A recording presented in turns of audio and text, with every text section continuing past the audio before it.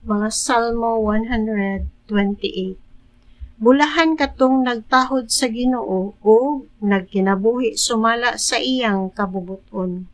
Makakaon kamo sa inyong hinaguan, magmalipayon o magmauswagon kamo. Ang imong asawa may sama sa paras, nga mabungahon diha sa imong balay. Ang imong mga anak may sama sa linghod, nga ulibo-libot sa imong lamisa. Ingon niini ang panalangin nga madawat sa tawo, nga may kahadlok sa Ginoo. Ang Ginoo manalangin kanimo gikan sa Sion. Makita unta nimo ang Jerusalem nga muuswag sa tanang adlaw sa imong kinabuhi. Makakita ka pa unta sa imong mga apo. Magmalinawon unta ang Israel.